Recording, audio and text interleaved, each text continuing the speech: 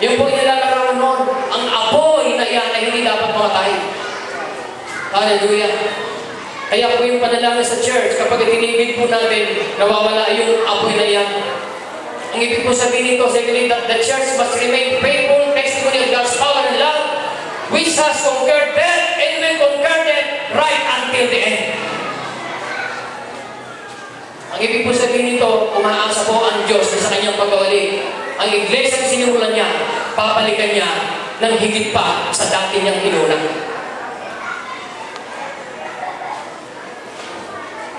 And as the lampstands burn, I repeat, this lampstand symbolizes the presence of God in every church. And as the lampstands burn, it is a constant declaration of victory over death all the time. Kaya po, iglesia, hindi po natin dapat makitang nanghihina, tutulog-tulog, nanlalambot. Dapat pong mapanatili sa ating buhay. Habang tumatagal, lalo po tayong gumaganda. Ako po'y naniniwala na ang pagbabalik ng Panginoon, ang iglesia ay magandang-maganda na. Tulad ng isang lalaki, ikakasal sa isang kanyang makakasalang dalaga. Ina-expect po nito, pagkikita nila, itong babae ito walang ginawa kundi ang magpaganda, mag-ayos, magpabango, sapagkat pinaghahandaan niya anytime ang pagbabalik ng lalaking kanyang mapapangasawa. And this should be the attitude of every church today. We are preparing for the Lord's coming, and we must expect that the church remains on fire with God. Hello, lahat niyo po ba kayo? Hallelujah. As the lamps continue to burn, it expresses the undying flame of divine life and love that expresses the Holy Ghost energy and its fullness in the church. As that love and life remains, we become powerful testimony of Christ, and our very being becomes a demonstration that God raised Jesus from the dead, that He is alive and has conquered death and will conquer death until end. Kanya pa po tayo lumalago sa pag-ibig natin sa Panginoon? Are we still growing in God's love? And where that it is so, the church will become the exact representation of Christ, so that when the world looks at the church, they see Christ. O po'y nalulungkot pag meron po mga pastor na kanilang sinasabi, alam mo, sa church namin, doon umaatin yung isang, I don't want to mention anything. Doon umaatin yung artista. Na para bagang sinasabi natin, umating ka sa church namin, sapagkat may artista doon. Para bagang mas mahalaga pa yung personality kaysa person of Jesus Christ. Umating ka sa amin, sapagkat doon napakalamig ng aircon. Ano na ba ang ating pinagmamalaki sa church? Si Kristo pa ba yung ating facilities o yung technology? Hallelujah. Again, di paro ayaring evangelical church. You are now 25. I'm asking this question once again. Are you still growing in God's love? Pakita ng mga sa tabi mo, are you still growing in God's love?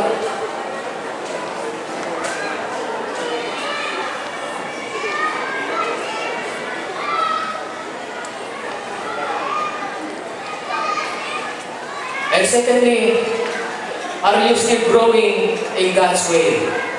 Ang ibig ko sabihin nito, yung bang ginagawa natin noong una na paglilingkod sa Panginoon, are we still doing it and growing in God's way? It means to say, is there any new revelation God has taught us that we must do? Ang sabi ng Biblia, noong nilikha ng Diyos ang langit at ang lupa, hindi niya pinanggit na gaano yung detalye kung paano ito ginawa. But when it comes to building His tabernacle, God gave even the smallest details in building up the tabernacle. At ang sabi niya, see to it that you build it according to the pattern. And that tabernacle represents the church today.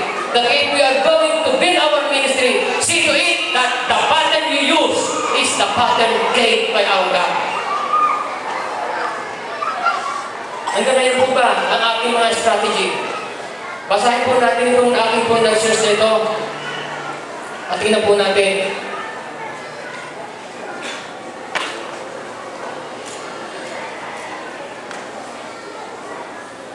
Alam niyo po, pagka si Josh McDowell, ang nagbigay na ganitong statement, kilala po natin siya, napakagaling po niya, isang apologetic po siya.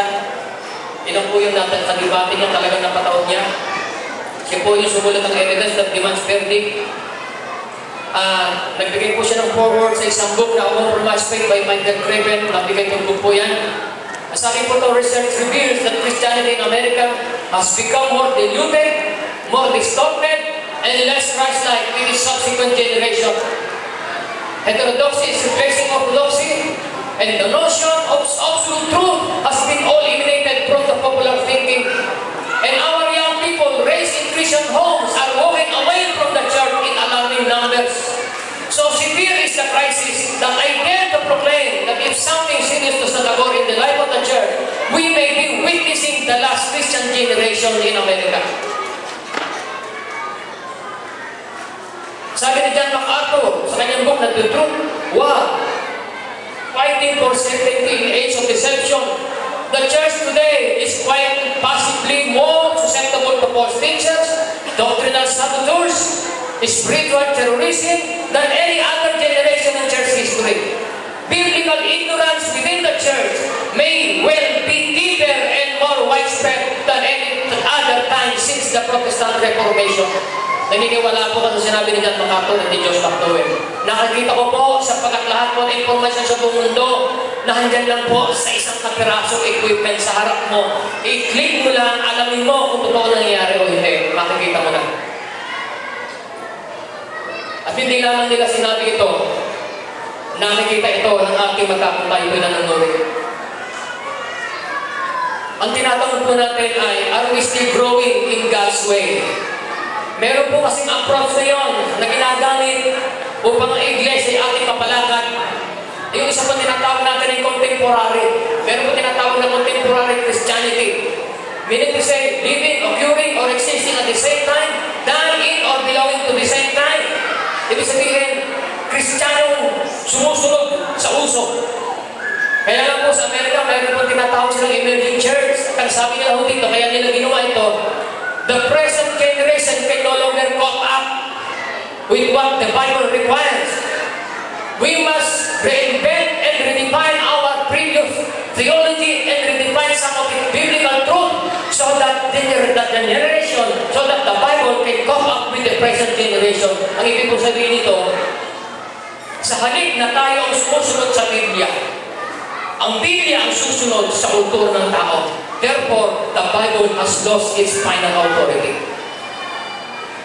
Yan po ngayon na nangyayari sa mga churches sa Amerika. Hindi ko po lamang nandang yung isang clipping na nakuha ko. Nasabi doon, way back 2005 sa Philippine Daily Inquirer, nabasa ko po doon, ngayon nakatago ko po yan sa akin, ginagamit po yun in every conferences, at lagi ko ginagamit ito. With so many churches, why are we still corrupt? Ano ang nangyari? Ano ba ang ginagamit natin na pamamaraan? Ito ba yung makabago o makabiblia? Ang sabi ni Pablo, kaya sinahangat ito, katulad ko ngayon. Ninayang-niyarbis ako, sa totoo lang. Sapagkat naranasan mo po yung sinasabi ng Apostol Pablo. Ang sabi niya dito, ipinasya ko, wala akong ipapangaral sa inyo kundi si Yesu Cristo na ipinakos-krus. At dahil dyan, siya yung ninenervyos, natatakot at nanginginig na humarap sa kanyang audience. Sapagkat sa pananalita ko, hindi ako gumagamit ng natatalis na pangusap batay sa karunungan ng tao, kundi sa pamamagitan ng pagkakaw ng Espiritu Santo at ng kapangyarihan ng Diyos. Alam niyo, doon sa mga church na natin ito, alam niyo, siguro iba sa inyo alam ito, pero kung church dyan na ang kanila pong style, ang kanilang contemporary strategy is to use magic.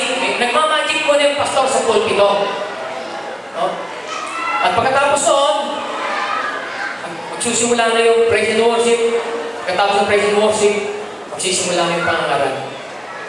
Meron na nung iba, na at the middle of the message, hihinto po yung mensahero, yung pastor, at sa kalagitaan magpapalabas ng pelikula.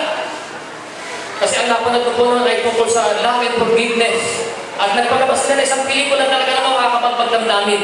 Alam niyo, pagkatapos na mapalabas yung pelikula at pagkatapos na magkaroon ng conclusion at altar ko yung pastor, sabi ko, kung ito sa mga Filipino churches yung pinangaral, siguradong naghagod-gulo na sa iyak ang mga Pilipino. Hindi na yata umaapekto sa kanila itong contemporary method of building up the church. Ang sabi ng Bible sa Exodus chapter 25 verse 9, make this tabernacle in all its furnishing exactly like the pattern I will show you. Are we still building the church of God in God's way? What way are we using today in building up our church? Hindi kayo maniwala, meron po isang church na natin ang anniversary nila. Ang pamamaraang ginagamit nila kung ano yung sa TV. That's why when you look at the church, it looks like the world. There's no difference. When you look at the church, it looks like the world. The pulpit now becomes an entertainment, and we offer much comfort and convenience than conviction. Hallelujah, and commitment. Pastor, pagka ganyan na isesero natin linggo-linggo, mauubusan tayo ng miyembro. Bakit hindi natin sila bigyan ng mga positive and comforting message?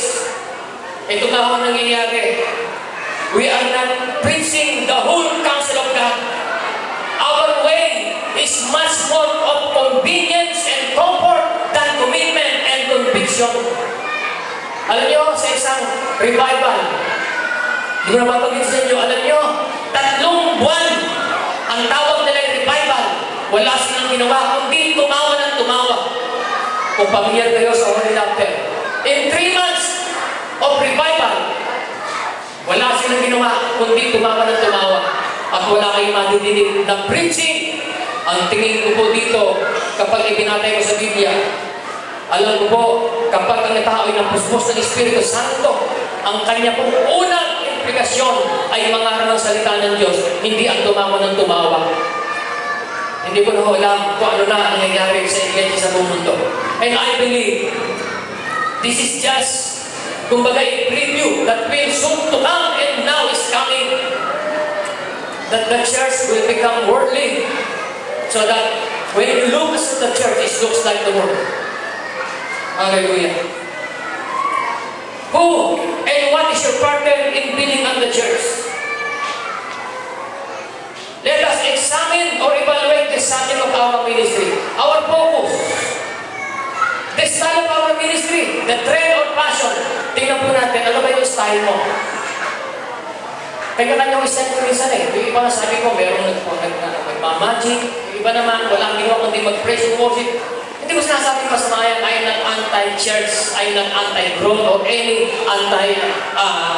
anti-contemporary approach. Na sinasabi ko lang ay kung ginagawa pa ba natin yung biblical pattern of building up His church in God's way. Let us evaluate the result of our ministry. And let us evaluate the strength of our ministry. What is the source of our ministry? Sabi po dito, kinuha po ito sa isang komentaryo sa Bulan Study Bible. The church today is often tempted to use word system and philosophies, exciting attraction, entertainment-based church, performances, etc., etc., just to attract the crowds. And when the crowds are coming, we call it success. Ako po'y naniniwala na ang batayan ng Diyos sa success ay yung mai-present natin ang ating mga miyembro, mature and perfect in Christ. Yung po ako pininiwala ng tagumpay tayo. Kapag ito po'y ating ginamit, ito mga kaparaanang ito, nalalayo na po tayo doon sa modelong iglesia na ating ngayon pinag-aaralan sa bukas. It becomes a substitute for intense prayer, holiness, proclaiming God's word in power to destroy sin's stronghold and deliverance from evil forces. We cannot cast out demons. We cannot cast out evil forces by entertainments in the pulpit. We cannot bring our people into holiness by inviting people who are not genuinely born again. Makakalungkot po sa isang anniversary natin nandito. Alam niyo, ang nag-promote na tumayo sa pulpito, bakla. Kaya po yung mga ibang kabataan tuwan-tuwa. Sapagkat pumupwede pala naman ang ganong uri ng pamumuhay na kahit bakla, basta born again. Anyway, na born again naman, kahit bakla, sige lang. We are misrepresenting the holiness and the purity of the gospel is being marred. Hallelujah. And this method secularize the church and separate it from weapons of faith, righteousness, and the power of the Holy Spirit. Remember, sabi ni Paul, that for 3 years, I never stopped warning each of you night and day with tears. Him we preach, warning every man and teaching every man in wisdom, that we may present every man perfect in Christ. Let us examine our message. Is it one or who is the preeminence in our message? Ang book, Colossians and Ephesians, ay sinasabi ni Paul yung preeminence ni Christ. Are we now still doing the same way that in our preaching, in our message, is Jesus Christ still preeminence in our message, in our ministry? Si Kristo pa ba ang pinakabuod ng ating mensahe? Is our message pointing to Christ for self-denial or for self-fulfillment? Remember that Christianity is not self-fulfillment, it's self-denial. Is our message calling them to embrace Christ, to follow Christ, and be like Christ? Yan ba ang ating binibigyan ng pansin? Let's examine our method. What is our method? Is it charisma or personality? Are we using it as a modern-day approach to our church growth or building up His kingdom? Is it charisma or personality, exciting attraction, entertainment-based church performance, etc.? Or are we using the name that is above every name, that every knee will bow and every tongue will confess that Jesus Christ is Lord, and that should be the preeminence of our ministry, the preeminence of our message. Jesus Christ is Lord! Hallelujah! Kung ako'y nagtataka, lahat na po ng topic, lahat na po ng tema na ipangaral natin sa body of Christ, the greatest failure of the church today is the failure to become like Christ. What happened to our ways? What happened to our method? What happened to our message?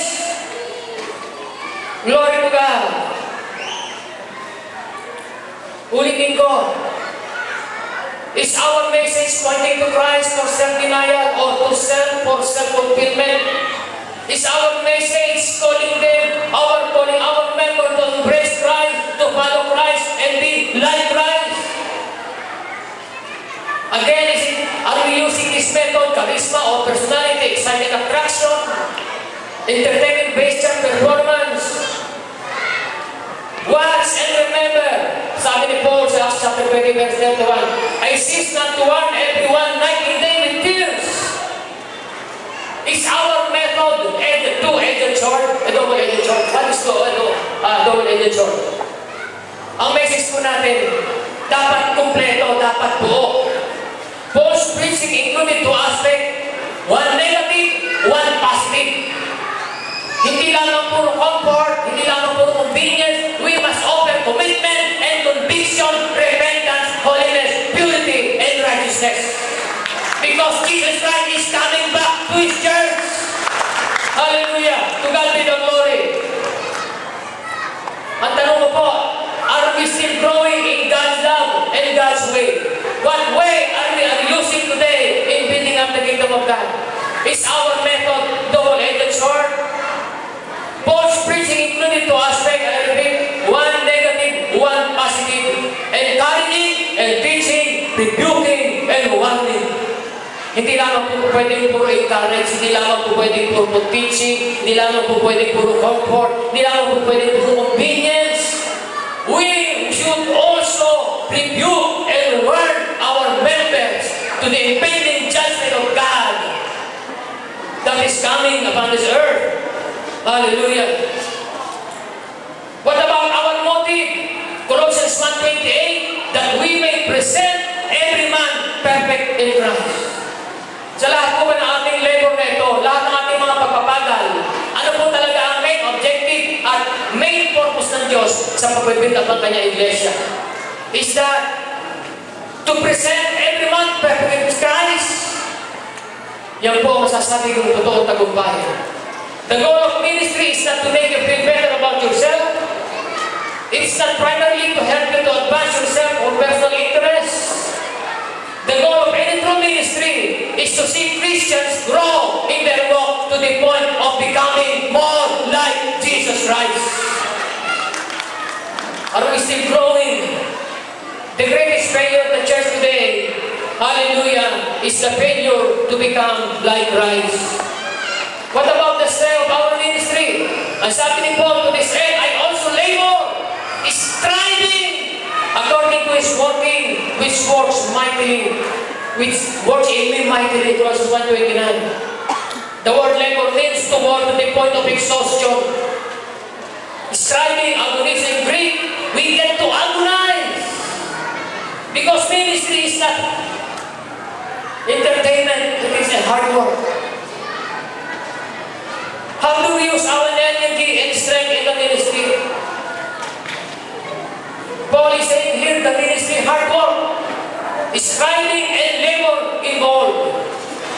Sabi na sa 2 Timothy chapter 2, verse 3, 4, malapit na po tayo matapos. Endure hardship with us like a good soldier of Jesus Christ.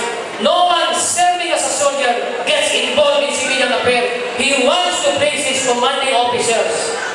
Hallelujah. Ang indication po nito, this means our strong commitment for a cause. Nandiyan po, nalulungkot po ako. Bakit yung mga ilan na believer kapag nawi ng mga kulto, di na natin sila nakuha-kuha. Meron po akong kaibigang pastor, yung kapatid niya, nakuha ng isang kulto. Like, perfecto yung kaldero, kawali, gamit sa kusina para lamang isustento sa kanilang grupo. At sabi ng pastor ito, umalis ka dyan, mali na turon niya, kahit anong salita at pakiusap at pangaral, hindi makuha-kuha yung kanyang kapatid na yun, pastor ko ito. Iniyakan na nila. Tapos sabi niya, anong klase kaya ang mga turo nito? Matindi ang pagkaka-brainwash. Hello, nandiyan po ba kayo? The goal of the religion to their member is to give themselves for a cause.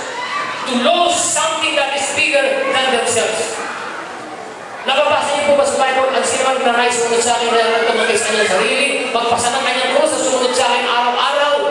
Ang sino man nagmamahal sa ama o ina, nagigit sa akin, hindi karapat-dapat sa akin.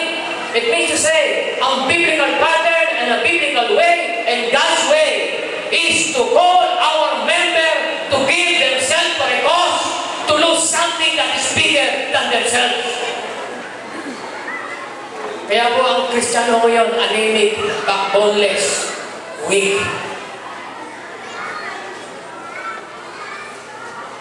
Mahina ang kanilang commitment. Ano po naman ang contemporary Christianity? Today, the call of the church is to come to the church and become a better you without much hardship and commitment to the cause of Jesus Christ. Ang sabi ni Paul, endure hardship as a good soldier of Christ. Kanino tayo makikinig?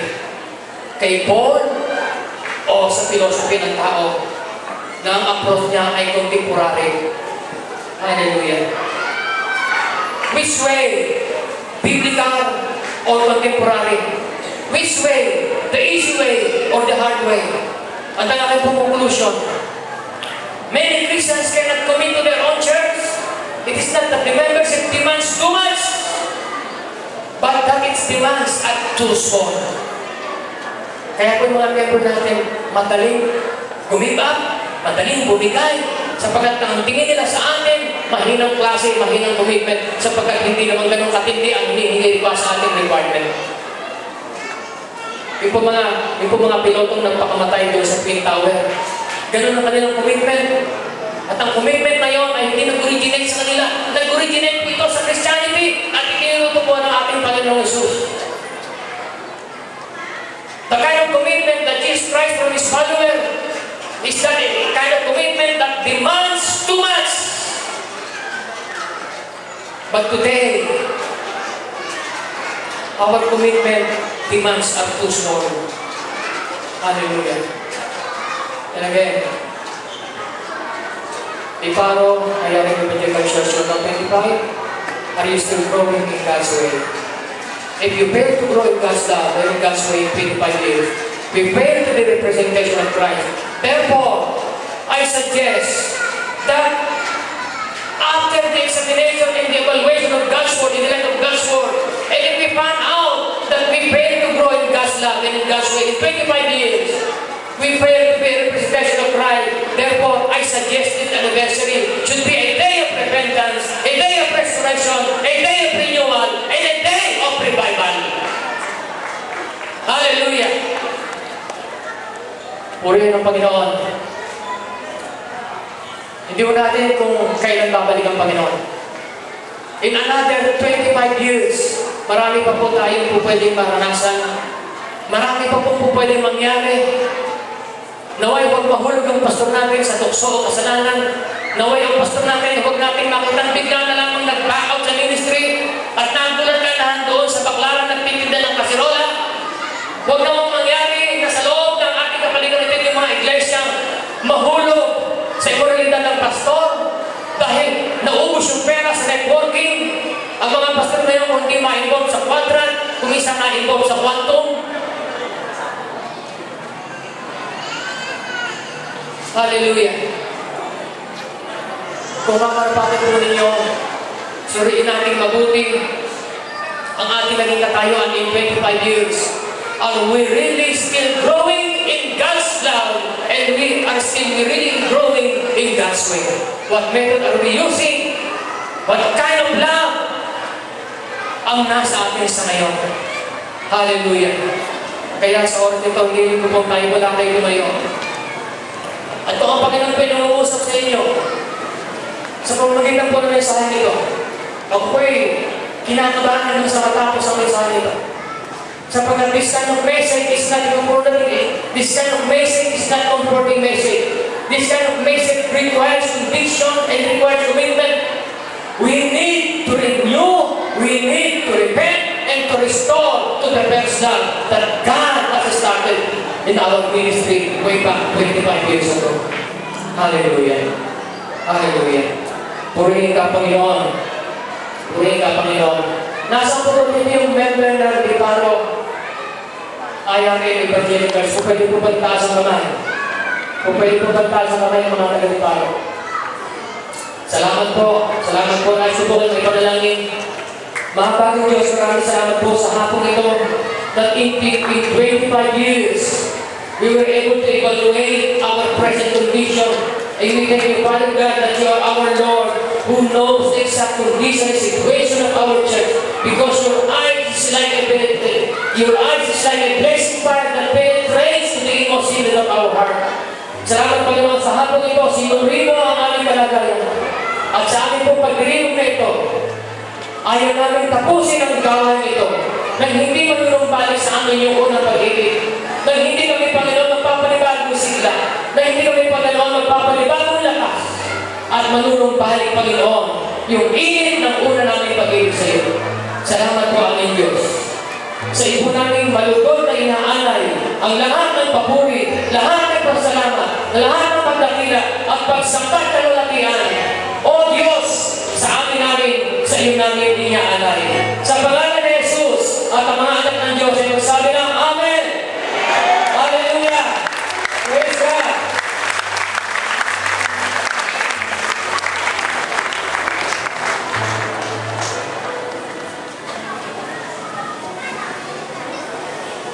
Purihin ko ang Panginoon sa pagpalang mensahe niya sa hapon ito. Maaari po tayong makaupo. Nawa po ay maging hamon iyon sa, hindi lamang po sa